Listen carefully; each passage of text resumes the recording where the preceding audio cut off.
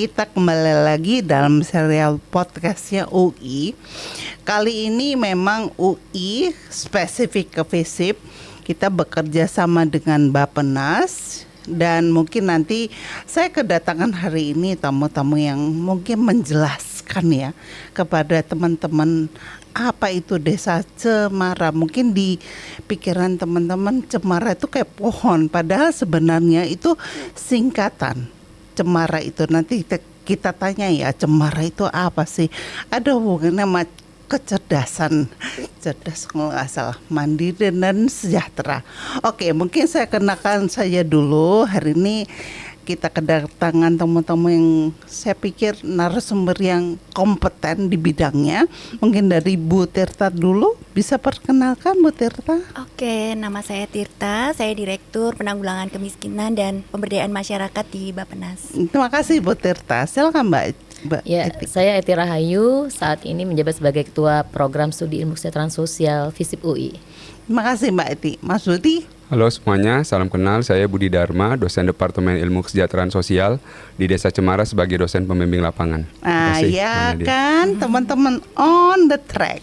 Oke, mungkin Bu Tirta bisa jelasin dulu, cemara itu apa sih Bu? Oke, jadi cemara itu sebetulnya cita-cita. Jadi kita ingin mewujudkan desa yang cerdas. Artinya bisa lebih advance lagi dalam melakukan pembangunan, perencanaan melalui maaf. Lanjut aja. Ya. Diulang aja ya. Nggak usah, nggak apa-apa Bu. Nanti tinggal dipotong. Oke, siap. Jadi Desa Cemara ini, Cemara adalah singkatan cerdas, mandiri, dan sejahtera. Cerdas itu artinya nanti desa-desa bisa melakukan perencanaan pembangunan dengan lebih cerdas lagi melalui data-data dan juga digitalisasi.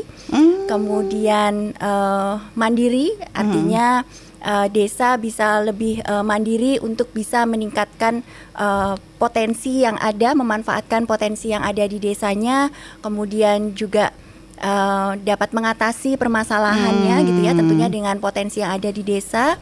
Dan sejahtera ini sebetulnya cita-citanya ya, kita ingin masyarakat mulai dari desa, kelurahan ini bisa sejahtera secara berkelanjutan. Berarti Bu Tirta kalau kita ngomong kepala desa mereka harus dealing sama data, data apa yang dikerjakan Bu Tirta? Iya. Jadi data ini sangat penting gitu ya, karena dengan data yang berkualitas, yang akurat, tentunya ini akan membantu pemerintah desa dan nanti dengan masyarakat juga untuk menentukan program dan kegiatan yang tepat.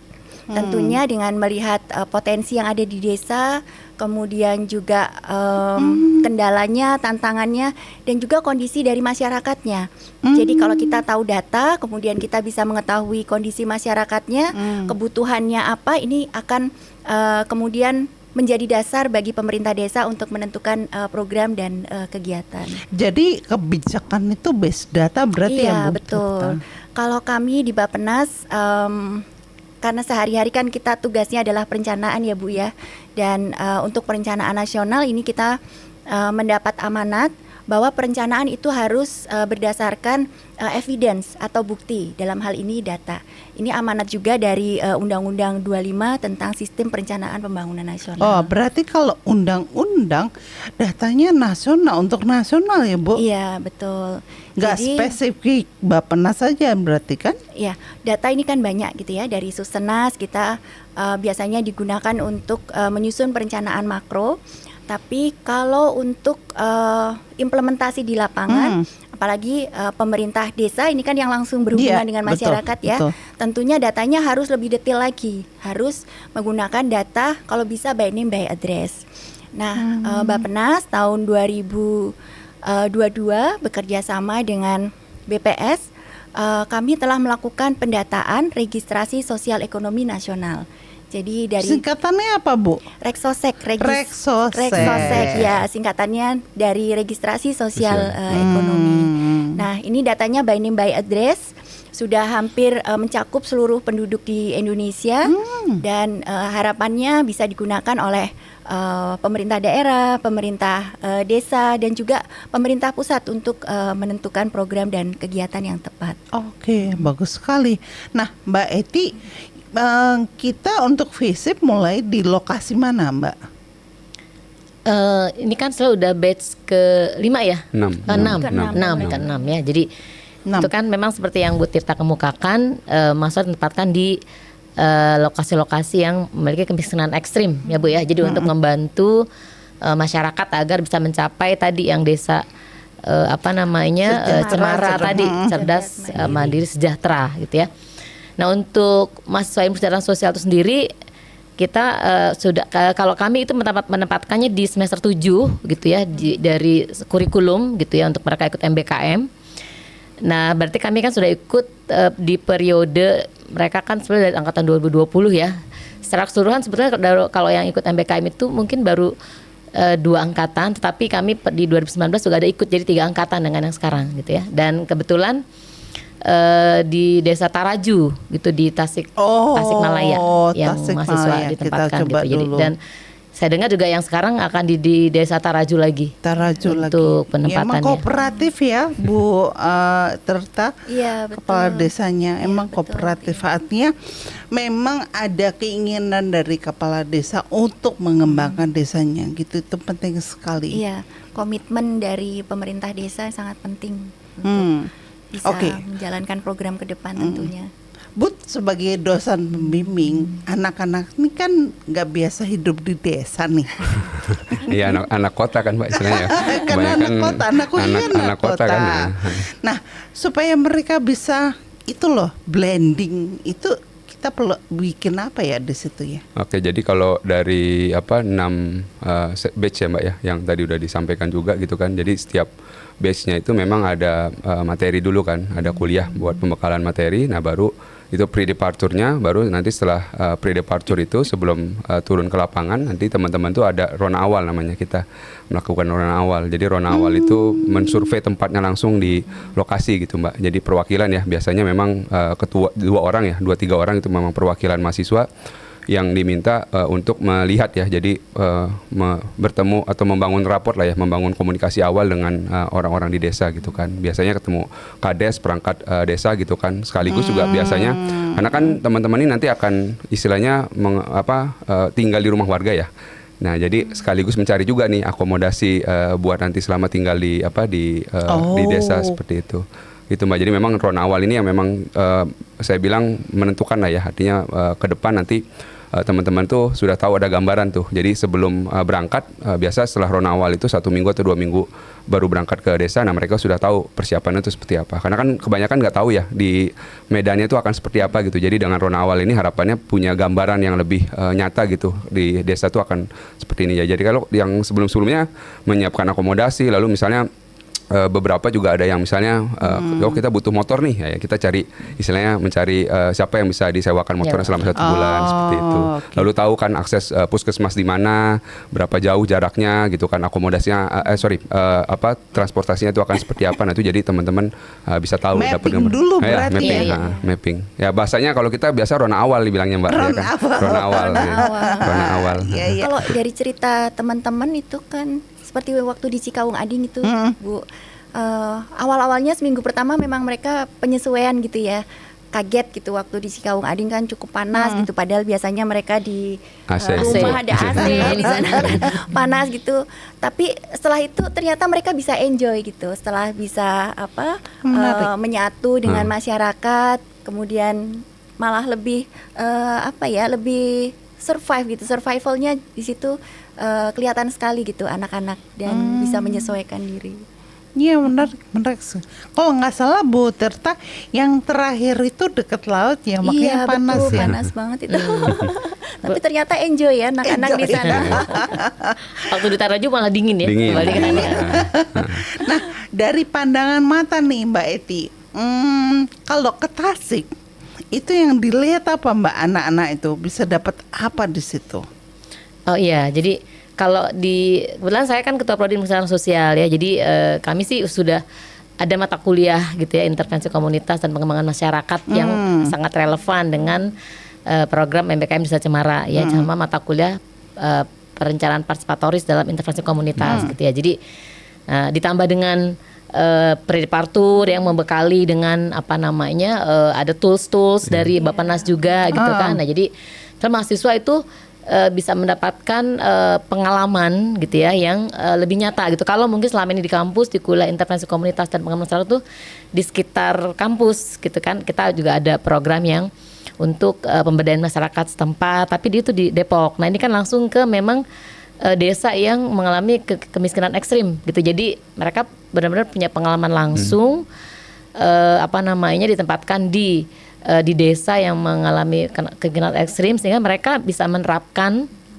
apa yang sudah diperoleh di bangku kuliah ditambah dengan pembekalan tadi di Predipartur itu. Nah itu yang kemudian mereka terapkan, dan ini menurut saya pengalaman yang membekali ya, karena ini juga program MBKM gitu kan. Itu merupakan plus gitu ya, tambahan dari kurikulum prodi gitu kan, dengan MBKM ini, sehingga mereka bisa punya pengalaman kalau untuk bekerja di setting komunitas gitu kan, itu akan seperti apa gitu ya, langkah-langkahnya. Sebetulnya di kuliah sudah diajarkan, ada asesmen, kemudian membuat perencanaan program, membuat intervensi, dan bahkan evaluasi. Nah dengan MBKM Desa Cemara itu mereka mengalami langsung gitu ya di sana gitu ya, sehingga mereka melakukan asesmen, kemudian membuat planning, intervensi. Jadi bahkan mereka bisa menjalin mitra dalam rangka program intervensinya gitu ya. Jadi dalam rangka jadi waktu di Taraju itu kan mereka membuat beberapa program gitu ya, pelatihan begitu ya, packing, kemasan dan sebagainya, itu mereka bisa menjalin mitra dengan BRI, BNI gitu ya, sehingga mereka dan itu dari setempat kan, dari mitra di sekitar. Jadi mereka bisa mendukung desa tersebut untuk pengembangan berikutnya.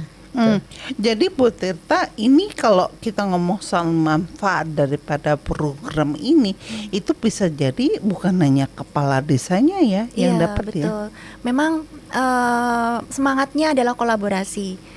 Jadi kita kan nggak bisa ya mengatasi kemiskinan hanya lewat dinas sosial gitu ya. Kita perlu kolaborasi antara pemerintah pusat, kemudian pemerintah daerah, pemerintah desa, kemudian melalui Desa Cemara ini juga kita bisa mewujudkan kolaborasi dengan perguruan tinggi gitu ya, karena kita melibatkan mahasiswa, karena mahasiswa ini kan inovasinya banyak sekali.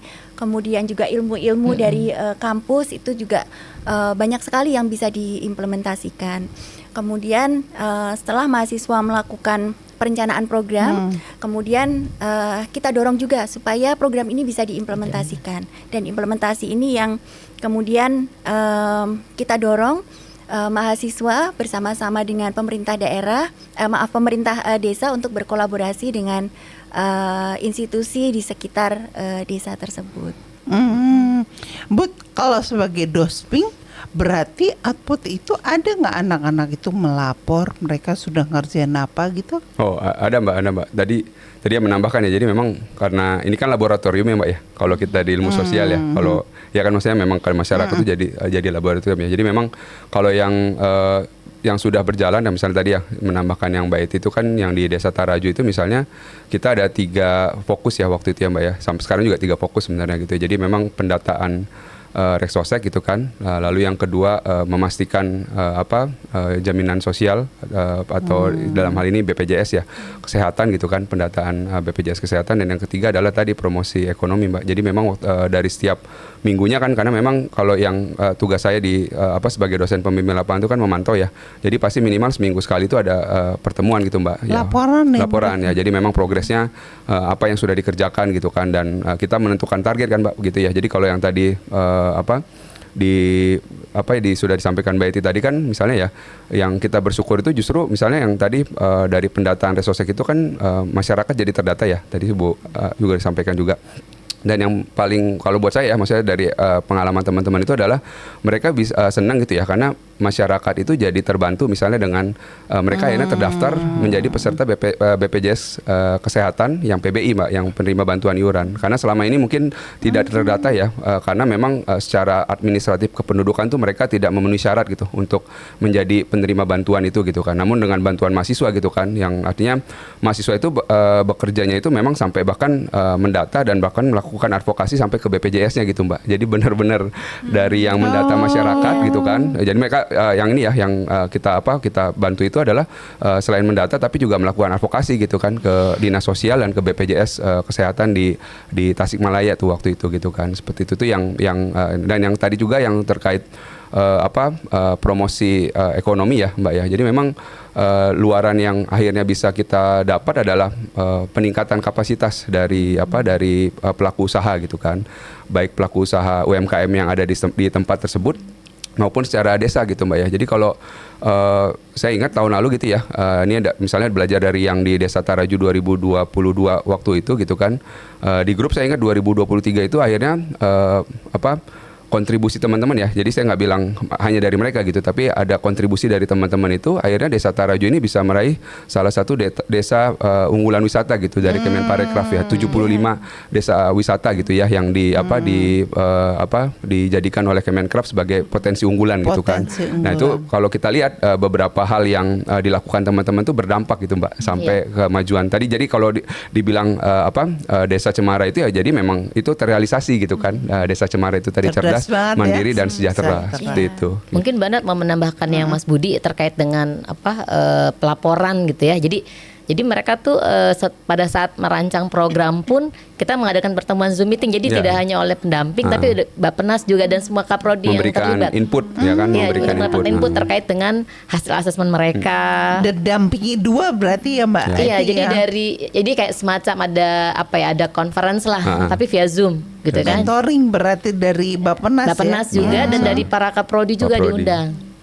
Jadi kita ikut memberikan masukan terhadap hasil asesmen progres yang berjalan kan dan rencana program yang akan dijalankan. Jadi mereka mendapatkan banyak masukan sebetulnya gitu ya. Jadi di situ banyak masukan lah gitu kayak tadi bisa melibatkan mitra ini atau asesmennya dan sebagainya. Jadi tidak hanya urusan pendamping gitu ya yang ini, tapi pada saat sudah jadi ada beberapa pertemuan, ada monitoring dari Bappenas dan juga dari seluruh kaprodi diundang sehingga itu memang termonitor terus gitu ya sampai laporan akhir juga semuanya diundang Mbak laporannya kan. Bahkan OPD ya perangkat daerah juga diundang gitu kan. Bapeda lalu dinas-dinas terkait ya, dinas sosial, dinas tenaga kerja, dinas yang terkait ya Mbak. Di itu kita undang ya. Bahkan biasanya pembukaan juga memang biasanya paling ramai itu di awal di akhir ya, pembukaan dan di akhir gitu ya Bu ya. Jadi apa yang sudah dicapai gitu kan, itu kita menyaksikan lah gitu kan teman-teman apa ini yang sudah berhasil dicapai sama mahasiswa gitu kan. Seperti itu Mbak.